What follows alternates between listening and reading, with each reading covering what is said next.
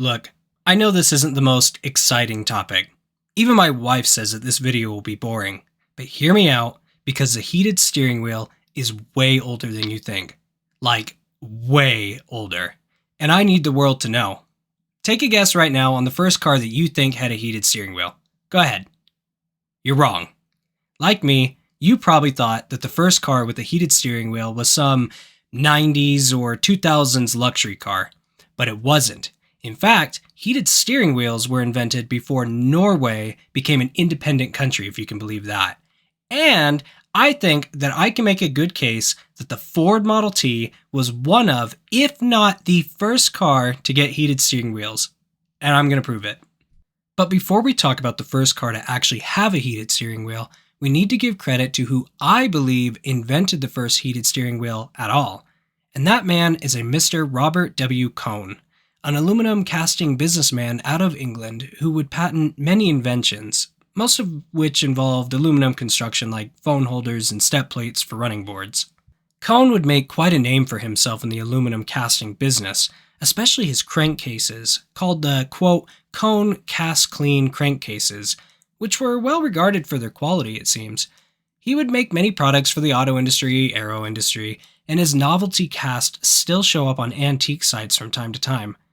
Perhaps wanting to expand his business further in 1904, Coan would patent a hollow aluminum steering wheel and steering column with a tube that ran directly to the water jacket of a, quote, explosion engine, and as the car heated up, a valve could be opened and hot water would run into the steering wheel, toasting your hands in apparently 30 seconds.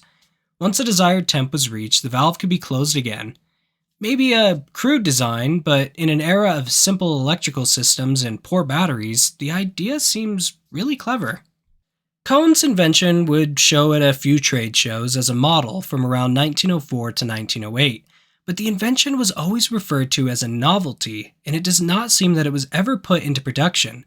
But it seems to me that Coan, in 1904, invented the heated steering wheel, 3 years before Oklahoma would become a U.S. state.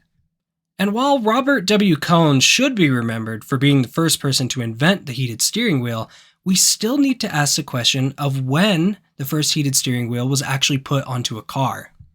And to answer that, we now need to go back to the US to meet Charles Berg. And from what I can find, Charles seems like he was up to some no-good tomfoolery for most of his life. The man would hold numerous patents, many of which were related to electric vehicles, but at the same time, Berg would apparently form numerous electrical vehicle companies, incorporate them, then promise massive gains to investors to get them to buy in, and then immediately began offloading his own stock at or under par value.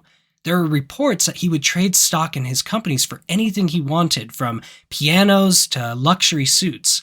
Most of his companies would fail pretty quickly, and the ones that did manage to make vehicles made very few, and the trucks made were considered very poor quality and massively overweight. But personal flaws aside, Berg would in 1907 patent his own heated steering wheel. This time, instead of water from the jackets of cars, the heat would come from the exhaust gases. Yes, that's right. Berg wanted your steering wheel to be full of poisonous exhaust fumes. The system would work in a somewhat similar fashion to Coan's. Gas would enter and heat the wheel by means of a valve near the top of the steering column, and when the wheel heated up, the valve could be closed as needed. But where did the gases go? According to the patent, the spent gases would then travel back down the column in a separate tube, exiting outside the car somewhere, somehow. I'm not sure if I would prefer scalding hot water or carbon monoxide gases inches from my hands, but I guess it beats being cold, right? Well, Berg must have thought that his design had some, let's say, hazards, because a year later in 1908, he would patent another design for a heated steering wheel. This one finally being electric.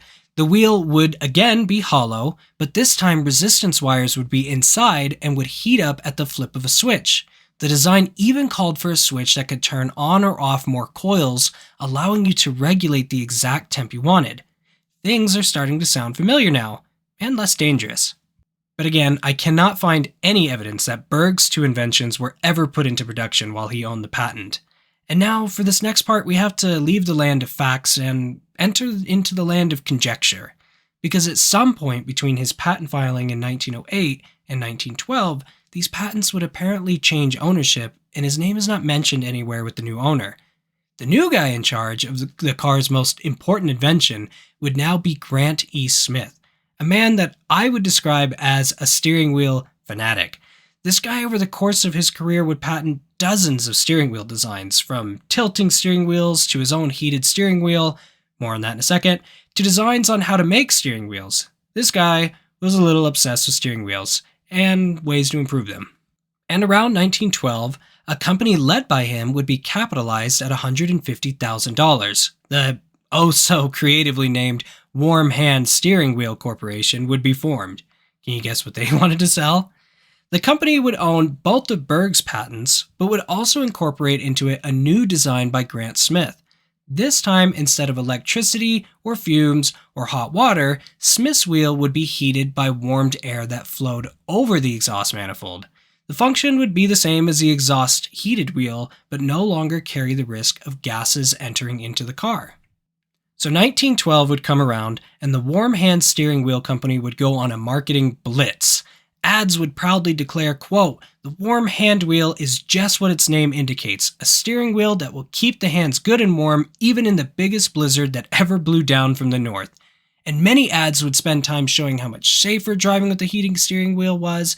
Most ads also focused on Model T sales, and Ford owners were probably the largest buying group for the wheels. So there you have it. 1912 Model T owners passing horses on the road had access to heated steering wheels, while your brand new Nissan Versa does not have them. Don't you feel dumb? The kits were priced at $12 for most cars, or about $380 and $25, and $10 for Fords and $14 for Chalmers. There were two kits available to buy.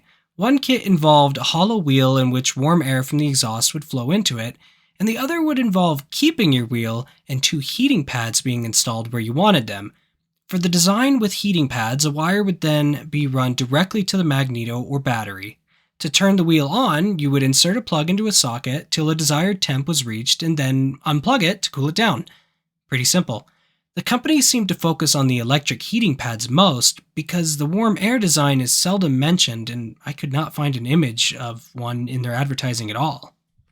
The company would market pretty heavily in 1912 and 1913, and then taper off pretty suddenly from what I can gather.